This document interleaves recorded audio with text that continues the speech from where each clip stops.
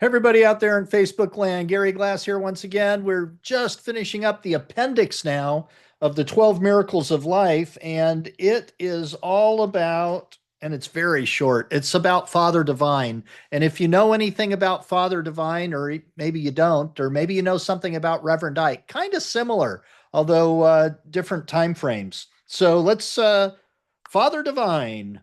Born George Baker around 1876, was a prominent religious leader to the early to mid 20th century who founded the International Peace Mission movement. He is best known for his role as a charismatic preacher who claimed to be God incarnate, offering a message of equality, economic independence, and communal living to his followers.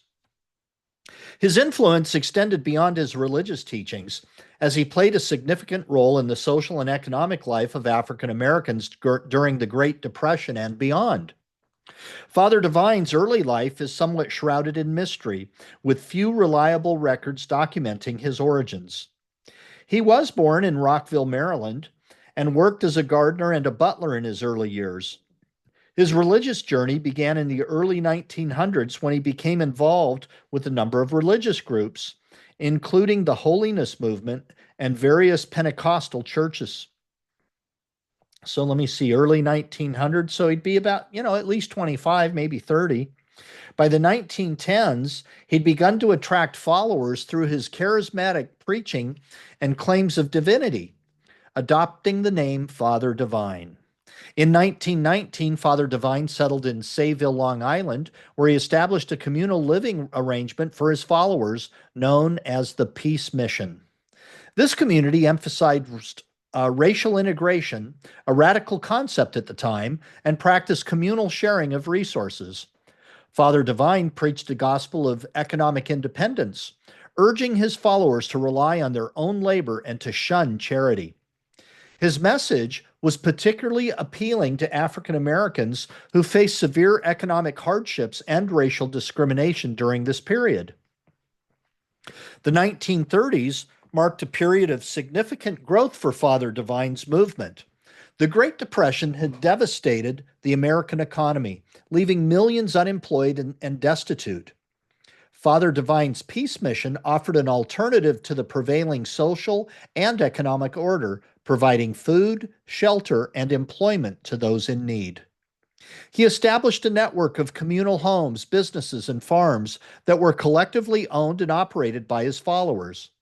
These enterprises were remarkably successful, allowing the Peace Mission to become largely self-sufficient and to provide for its members' keeps. Father Divine's teachings were grounded in a belief in the inherent divinity of all people, which he expressed through his own claim to be God. Well, that's a little bit out there for me. He preached that God was present on earth in the form of his own body, and that by following him, his followers could achieve eternal life. This claim was central to his movement and set him apart from other religious leaders of the time. His teachings also emphasized the importance of living a moral and upright life free from sin, and he enforced strict codes of conduct within his communities. Father Divine relocated his headquarters to Harlem, New York, where his movement continued to grow. In Harlem, Father Divine expanded his network of communal homes and businesses, and his affluence grew even further.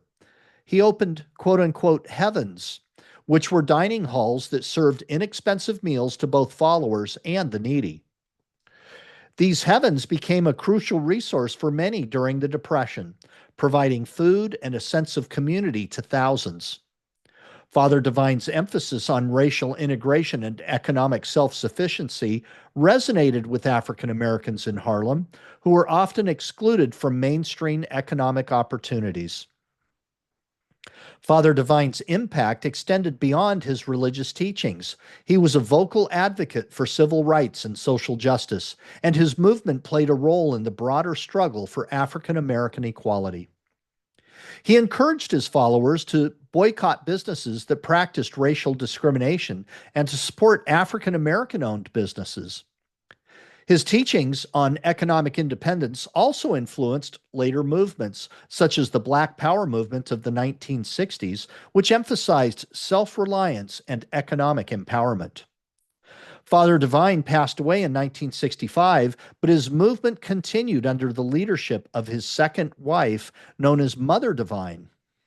Although the peace mission movement has declined significantly since its peak in the 1930s and 1940s, it still exists today with a small number of followers dedicated to preserving Father Divine's legacy.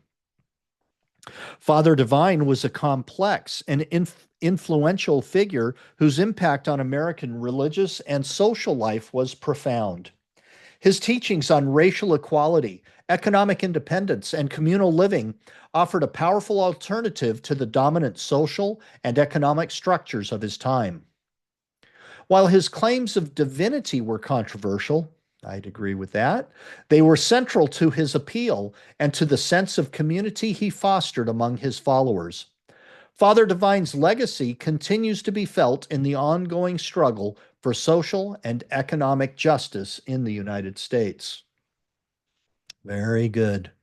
Very good.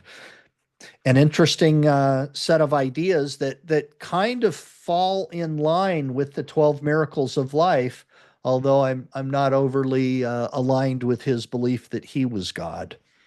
Uh, let's see. Then the next few pages in our book here, we have a Napoleon Hill timeline that's about 2-3 pages. A picture of Napoleon Hill as a young man. Let's bring that up, and maybe I'll just stick that in front of the camera. There you go.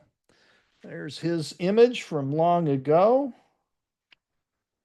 And then we've got a little bit of, another few pages about the author.